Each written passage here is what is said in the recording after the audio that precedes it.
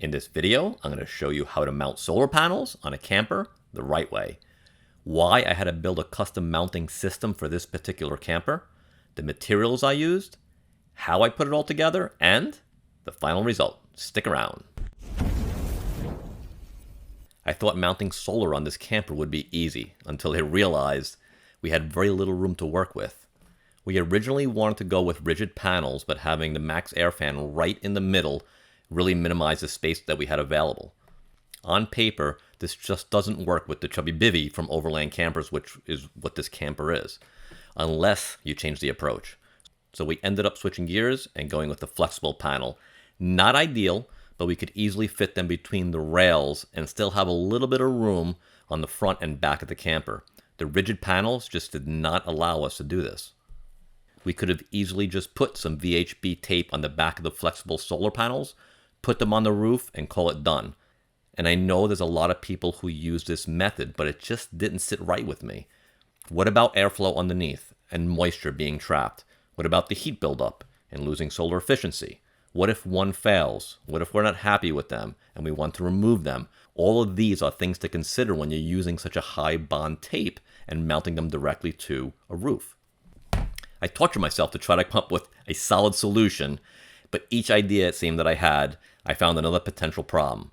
There was definitely a little trial and error along the way, but this is what I finally decided on. I built a custom mounting system for each panel. 3 crossbars per panel, cut to length to fit and bolt to the camper's existing rails that Overland camper put in, and using 3/4 inch aluminum C-channel. Now, the panels sit off the roof, which means we have airflow underneath, cooler temperatures, and better efficiency. And if I want to remove them, I can do that easily. Let me show you how I built the mounting system and how we mounted the solar panels. When I was designing the mounting system for the solar panels, there's a few things I had to take into consideration. Overland camper had installed the roof rails, and that was an option for the camper, and they were exactly 4 feet apart. I wanted to come up with a way to build my own cross rails, and my original thought was, and this is actually still a good idea, but it didn't work out for me. I wanted to use a 2-inch wide flat bar aluminum. The problem with this is the aluminum had too much flex in it. My idea was it was going to be bolted up on the sides on those rails that they installed, and in the center the support would be a Spartan mount. I'm going to try to put a picture up here so you can see what a Spartan mount is. And that would have worked out actually pretty darn good, but I could not get a Spartan mount in the front and the back because the Maxxair fan was in the front, on the rear panel at least. And it didn't provide enough support. There was just way too much flex here. So I was looking for a thicker stock flat bar, still 2-inch wide. It wasn't readily available to me. So I ended up wanting to find something more rigid than this, but still along the same ideas and the same style. So I ended up coming up with using a 3/4 inch C-channel.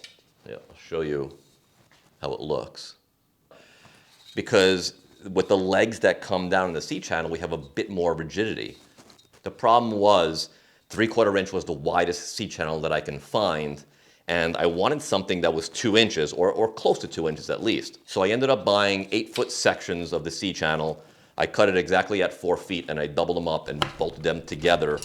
What I really wanted, if it was readily available to me, was to find not a C-channel, but a rectangular tube, not a square tube, but a rectangular tube, 2-inch wide, and it had to be the right profile because on the camper, the roof is actually convex, slightly convex.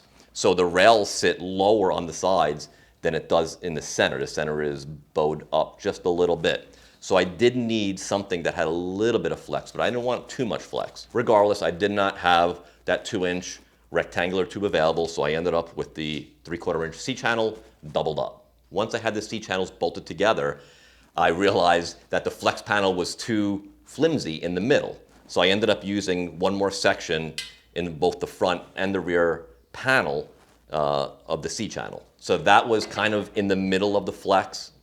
This way I had center support, front and back support. I then ended up putting the VHB tape on top of the rails. So the solar panel is not only taped with the VHB, which is a very high bond, the panel was also bolted. So I have it bolted on all 4 corners and in the center on the Spartan mounts where I was able to use the Spartan mounts, and it's VHB tapes. So I think we're doing pretty good. My only concern is on the front panel, because the rails were too short, I wasn't able to get a front support right on the front lip of the front panel. So I actually moved the support back a little bit, and the front panel came up and over, and then I have 3 Spartan mounts in the front. I think with the air gap underneath the panel, going at highway speeds, I don't think we're going to get a lot of lift up, but we're going to keep an eye on that and make sure. We obviously don't want to lose a panel or create any kind of dangerous situation on the road. That's definitely something to be monitored. That's my only concern. Other than that, I think these panels are sitting pretty darn solid, and I'm happy with this system I came up with. Now that you have an idea of how I built the support, let's go ahead and get into the install. Most of the time spent on this project was actually making sure that all the measurements were correct. Everything had to be perfectly square and lined up correctly.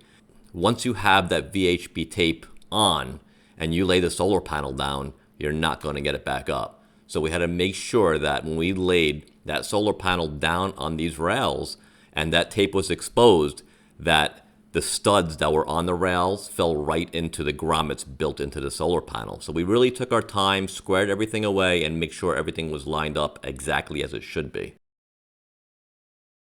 It's definitely beneficial to have a second set of hands, and thankfully my brother Joe was helping out on this project. We put the 3 front grommets of the solar panel onto the studs, and then he held it up. And then I went ahead and reached my hand in and started peeling back the tape. Then we were able to lay the solar panel down 1 support at a time, and crossing our fingers that the rear studs would come through the grommets in the solar panel, and thankfully they did. So everything worked out perfectly. We took our time with those measurements, so you can see that those studs popped right through the grommets and everything worked out as it should on the rear panel. Let's go ahead and move to the front panel. I wanted to show you how I created these studs on the cross rails. We actually used bolts that were put in from underneath, as you can see there, and then we used retaining washers. Retaining washers were something that I used in auto body years ago. In order to seat those retaining washers, I pushed it down with a socket, which I just showed in the video a little bit ago. And pushing it down with the socket seats it down. They have little fingers on them which grab onto the threads of the bolt, and it holds the bolt into place. With the front panel, we did the dry fit, took all our measurements, and I also marked out where those 3 Spartan mounts will go. You can see the black marker on the roof right there. I also made sure that anywhere that the tape was touching was fully cleaned and prepped, and I used alcohol to do that. Once I had those Spartan mounts pressed on, we put the cross rails in, and then Joe helped me line up the front 3 grommets on the Spartan mounts, and then we proceeded to go ahead and pull that VHB tape, did protective film on it, and then lay that panel down nice and evenly. We tightened up the nuts on all the corners, and then we used a roller to make sure that the panel and the tape had good contact with each other.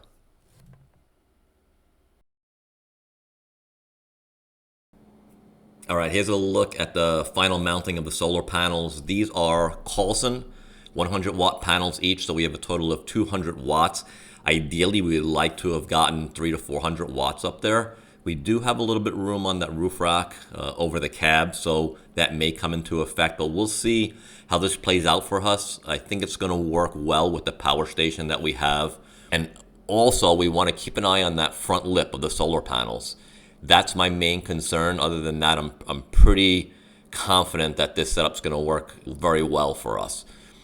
Stay tuned for the next video because we're going to be wiring up the solar panels in series, and then we're going to be running the wires down into the camper, and we're going to be connecting it to this 24-volt power station that I built specifically for this camper. This power station is integrated into a bench for seating inside the camper, and we're going to be putting it all together on the next video. So stick around, and I'll see you on the next one.